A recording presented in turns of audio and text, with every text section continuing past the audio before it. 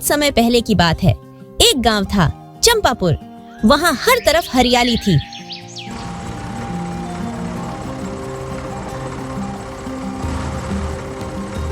खेतों में धान लहराते थे, आम के पेड़ झूमते थे और नदी का पानी मीठा सा गुनगुनाता था।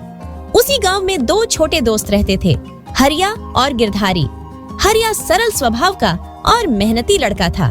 वह बचपन से ही कहता, मैं तो बड़ा होकर मेहनती किसान बनूंगा। मुझे मिट्टी से प्यार है और मुझे खेती करना भी बहुत पसंद है। हरिया की ऐसी बातें सुनकर उसका दोस्त गिरधारी हंसते हुए उससे कहता, अरे क्या यार, तू भी यह क्या किसान बनना चाहता है? मैं तो बड़ा होकर राजा बनूंगा और बड़ा महल बनाकर उसके अंदर रहूंगा। तेरे खेत के ऊपर भी मैं अपना महल बना दूंगा। फिर देखता हूं तुम कैसे खेती करोगे। हा हा हा हा। अरे नहीं यार भाई, ऐसा मत करना। आखिर खेती करने में क्या बुराई है? अगर मैं खेती नहीं करूंगा तो तू अपने महल के नौकरों को खाना कहां से खिलाएगा? तुम लोग तो भूखे ही मर जाओगे। तू उसकी चिंता मत कर भाई। मैं राजा बनने के बाद युद्ध लड़ूंगा और बाकी देशों के अनाज को अपने कब्जे में कर लूंगा। गिरधारी का स्वभाव भले ही थोड़ा अजीब था, लेकिन फिर भी गिरधारी और हरिया काफी अच्छे दोस्त थे। वह दिन भर साथ में ही रहते और एक पीपल के पेड़ के नीचे दिन भर खेलते रहते। वह दोनों पीपल के पेड़ के नीचे खुदाई भी करते रहते, क्योंकि उनकी दादी ने कहानी में बताया था कि पीपल के पेड़ के नीचे राजा महाराजाओं का सोना छुपा हुआ है। खजाना निकला क्या गिरधारी? नहीं यार भाई, अभी तक तो नहीं निकला। यहाँ तो सिर्फ मिट्टी और पत्थर ही है। मुझे लगता है कल निकलेगा।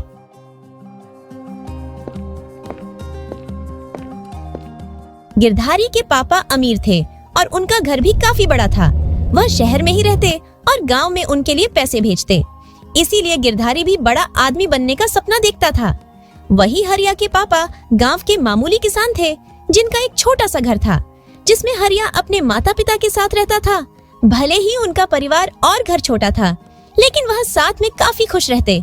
इसीलिए हरिया भी किसान बनने का ही सपना देखता रहता। एक दिन गिरधारी के पापा शहर से वापस आए।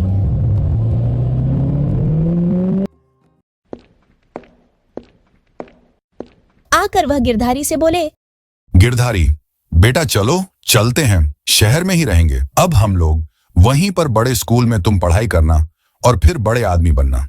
यहाँ गांव में रखा ही क्या है आखिर? वहां शहर में तुम्हारे अच्छे अच्छे और बहुत सारे दोस्त भी बनेंगे। नहीं पापा, मुझे यहां से कहीं नहीं जाना। मेरे यहां पर भी अच्छे दोस्त हैं। मेरा दोस्त हरिया बहुत ही अच्छा है। मैं उसे छोड़कर नहीं जाना चाहता पापा। नहीं गिरधारी, अब हम यहाँ नहीं रहेंगे। तुम्हें मेरे साथ शहर में चलना ही होगा। नहीं पापा, मैं नहीं जाना चाहता। मम्मी, आप समझाओ ना पापा को। मैं अपने दोस्त हरिया को छोड़कर नहीं जाना चाहता। अब मान भी जाओ बेटा, तुम्हारे पापा जो कुछ भी तुम्हारे बारे में बोल रहे हैं, वह तुम्हारी भलाई के लिए ही बोल रहे हैं। हमें शहर में ही चलना चाहिए।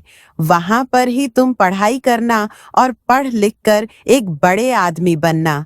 तुम एक बार चलकर तो देखो, तुम्हारे वहां भी अच्छे दोस्त बन जाएंगे। वही तो मैं इससे बोल रहा हूं, लेकिन यह तो मेरी बात सुनने को तैयार नहीं है।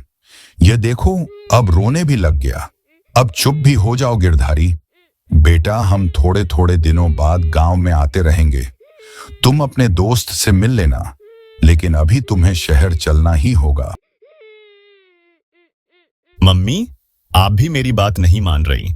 मैं आप दोनों से बहुत गुस्सा हूं। अब चुप हो जाओ बेटा। तुम्हारे पापा बोल तो रहे हैं ना कि हम गांव में आते रहेंगे। तुम्हें जब भी गांव की याद आएगी, हम तुम्हें यहाँ पर लेकर आ जाएंगे। फिर तुम अपने दोस्तों से मिल लेना। तुम्हारे पापा तुम्हारी भलाई के लिए ही तुम्हें शहर लेकर चल रहे हैं। गिरधारी के मम्मी पापा नहीं मानते, तो गिरधारी को भी शहर में चलने के लिए राजी होना पड़ता है। ठीक है, अगर आप लोग बोल ही रहे हो तो मैं शहर चलने को तैयार हूं। पर जब भी मुझे मेरे दोस्त हरिया की याद आएगी, मैं वापस गांव उससे मिलने आऊंगा। गिरधारी शहर में जाने से पहले एक बार अपने दोस्त हरिया के घर जाता है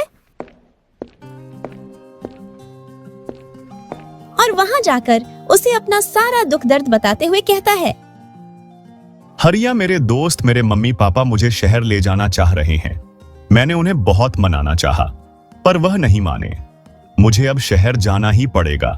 मैं बहुत ज्यादा दुखी हूं, लेकिन तुम मेरा इंतजार करना, मैं वापस आऊंगा। हरिया काफी ज्यादा दुखी होता है। उसके मुंह से कुछ भी नहीं निकलता। गिरधारी अपनी सारी बात बताकर अब यहाँ से दुखी मन से निकल जाता है।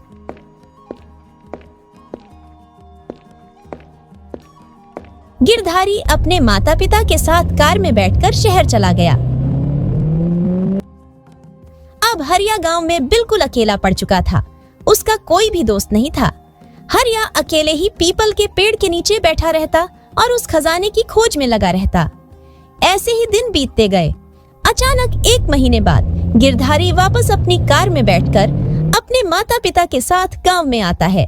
यहाँ आते ही वह अपने माता पिता से हरिया से मिलने जाने की जिद करने लग जाता है। मुझे हरिया से मिलना है, अभी, इसी वक्त। बेटा अभी आई ही है, कल मिल लेना, थोड़ा आराम कर लो। नहीं मम्मी, मैं तो अपने दोस्त हरिया से मिलने जा रहा हूं। मुझे उसकी बहुत याद आ रही है। वह भी मुझे याद कर रहा होगा। हमें बहुत दिन हो गए मिले। अरे जाने दो इसे, ये नहीं मानेगा अब। बच्चे भी कभी थकते हैं क्या? इन्हें तो कभी थकान ही महसूस नहीं होती।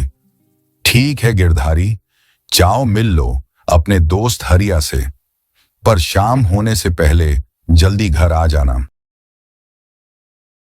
ठीक है पापा, मैं शाम होने से पहले जल्दी घर आ जाऊंगा। थैंक यू पापा। गिरधारी अपने माता पिता से इजाजत लेकर अपने दोस्त से मिलने के लिए पीपल के पेड़ की ओर निकल पड़ता है। गिरधारी पीपल के पेड़ के पास पहुंचकर देखता है तो हरिया वहीं बैठा हुआ था। उसने पीपल के पेड़ के नीचे गड्ढा भी कर रखा था।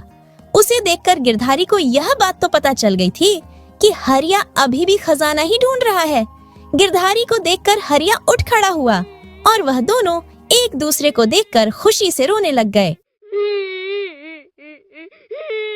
मुझे यकीन नहीं हो रहा गिरधारी कि तुम मुझसे मिलने आ गए। मुझे तुम्हारी बहुत याद आ रही थी।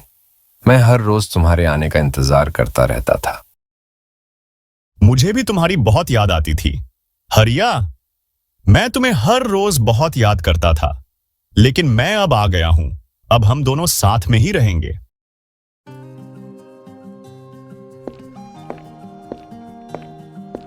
गिरधारी अब हर दिन हरिया के साथ खेत में जाने लगा था।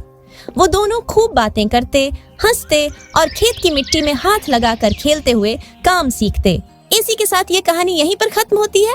आप लोग भी अपने एक दोस्त का नाम कमेंट सेक्शन में जरूर बताना और अगर वीडियो को लाइक नहीं किया हो तो कर दो और ऐसी ही कहानियों के लिए चैनल को सब्सक्राइब भी कर लो।